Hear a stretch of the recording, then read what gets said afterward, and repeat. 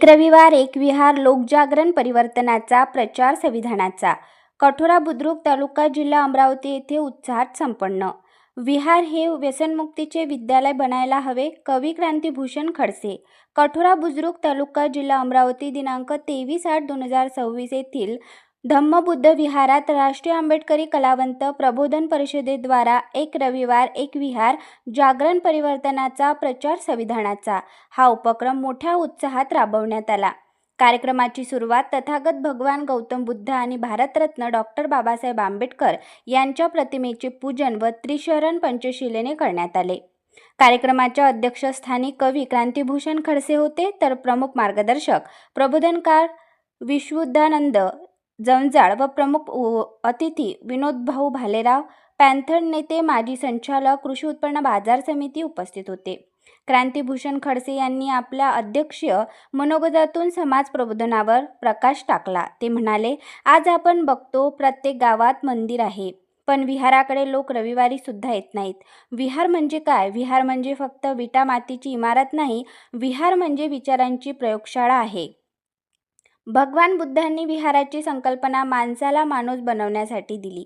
आजचा तरुण व्यसनाच्या आहारी जात आहे। दारू, गुटखा, मोबाईलचे व्यसन यामुळे आपली तरुण पिढी बर्बाद होत आहे।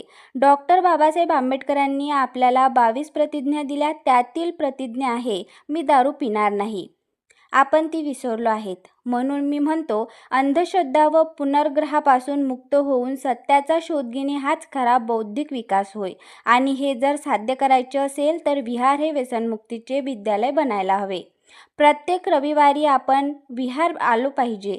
येथे मुलांना धम्म सांगितला पाहिजे, संविधान सांगितले पाहिजे। आई वडिलांनी आपल्या मुलांना एक रविवार तरी विहारात आणलेच पाहिजे। जर विहारातून चांगले विचार गेले तरच गावातून व्यसन जाईल, अंधश्रद्धा जाईल आणि खऱ्या अर्थाने भारत बुद्धिमय होईल। आपण फक्त जयंतीपुरते जय भीम वाले नको, तर आचरणात जय भीम आणणारे बनले पाहिजे।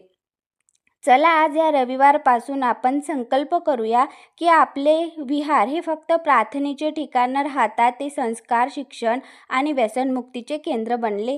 एक रविवार एक विहार कार्यक्रमात प्रमुख मार्गदर्शक म्हणून बोलताना प्रबोधनकार विश्वुदानंद जंजाळ म्हणाले, आज माणूस खूप शिकला, खूप कमवतोय, मोठा बंगले, गाड्या घेतोय, पण तो सुखी आहे का? नाही। कारण जीवनाचा खरा आनंद भौतिक वस्तूंमध्ये नाही, तर मनाच्या आंतरिक शांतीमध्ये आहे। भगवान बुद्धांनी सांगितले, तृष्णा हे दुःखाचे कारण आहे। आज आपण तृष्णेच्या मागे धावत आहोत। दुसऱ्याकडे काय आहे ते बघतो, पण माझ्याकडे काय आहे याचा विचार करत नाही। यामुळे मनात अशांती निर्माण होते। इतरांबद्दल करुणा, विचारांमधील उदारता आणि मनाचा समतोल हीच एका अर्थपूर्ण जीवनाची पायाभरणी। डॉक्टर बाबासाहेब आंबेडकरांनी आपल्याला बुद्धाचा धम्म दिला, कारण बुद्धाचा धम्म हा माणसाला माणसाशी जोडणारा धम्म आहे। आज आपण विहारात का यायचे? तर मन शांत करण्यासाठी, मन स्वच्छ करण्यासाठी। जसे आपण रोज आंघोळ करून शरीर स्वच्छ करतो, तसेच विहारात येऊन धम्म ऐकून मन स्वच्छ केले पाहिजे। जगात दोन प्रकारची संपत्ती आहे, एक बाहेरची संपत्ती आणि एक आतली संपत्ती।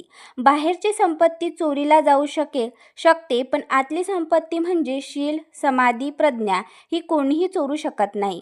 म्हणून मी सर्व तरुणांना सांगेल, बाबासाहेबांचा एकच संदेश लक्षात ठेवा, शिका, संघटित व्हा आणि संघर्ष करा। पण संघर्ष कोणाशी? तर आपल्या मनातील वाईट विचारांशी।